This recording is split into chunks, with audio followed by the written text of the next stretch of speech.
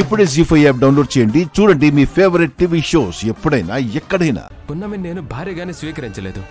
అలాంటప్పుడు పున్నమి చదువుతో ఐశ్వర్యంతో అసలు నాకు గౌరవం పెరుగుతుందని ఎలా అనుకున్నావమ్మా నువ్వు? పాపం అనవసరంగా పున్నమి మీద చేయి చేసుకున్నాను. కోపంలో అరిచేశాను.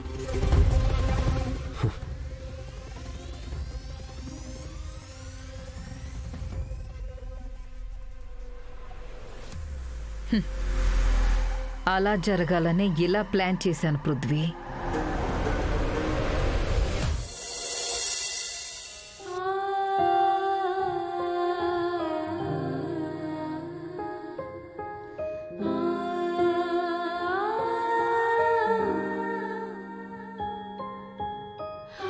పున్నమి, నన్ను క్షమించు పున్నమి. నిజం తెలుసుకోకుండా నీ మీద చేయి చేసుకొని తప్పు చేశాను. ఇప్పటికైనా నిజం తెలుసుకున్నారు, అది చాలు వకీల్ సాబ్. అయినా నా మీద చేయి చేసుకునే అర్హత మీకుంది. తప్పు చేస్తే దండించాల్సిన స్థానం మీకుంది. మీ విషయంలో మీ భార్యగా నేను అబద్ధం చెప్పి తప్పు చేశాను. మీ గౌరవాన్ని తగ్గించి అవమానపరిచాను.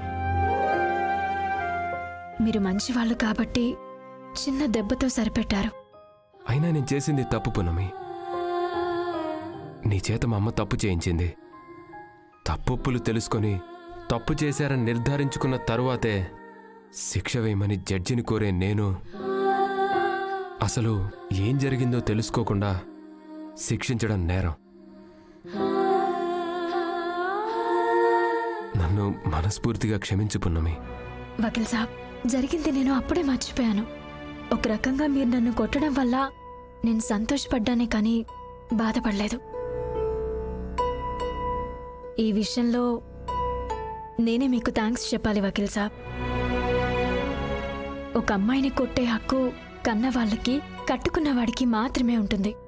నన్ను కొట్టి నా మీద మీకు ఎంత హక్కుందో నాకు తెలిసేలా చేశారు. హలో, నువ్వు చాలా దూరం వెళ్ళిపోతున్నావు. నేను నిన్ను భారీగా ఊహించుకొని కొట్టలేదు. నా ఫ్రెండ్స్ ముందు, నా రిలేటివ్స్ ముందు నా పరువు తీసావు కాబట్టి కొట్టాను. అయినా దానికి కారణం నువ్వు కాదని తెలిసి సారీ చెప్తున్నాను. పార్టీ సమయంలో నువ్వు అలా మూడీగా ఉంటే వచ్చిన వాళ్ళు తప్పుగా అనుకుంటారని నిన్ను కూల్ చేస్తున్నాను. అంతే తప్ప వేరే ఏ ఉద్దేశం లేదు. సరే పద, అందరూ లంచ్కి వెళ్ళారు. నువ్వు వెళ్ళి రాజమాతనే శివదేవ్ అంకుల్ని తీసుకురా.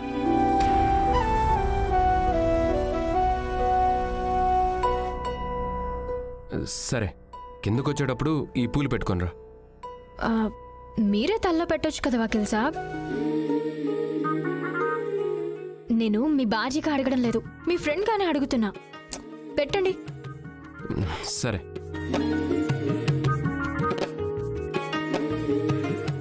జీ5 యాప్ డౌన్లోడ్ చేసి అన్ని ఎపిసోడ్స్ పూర్తి ఉచితంగా చూడండి.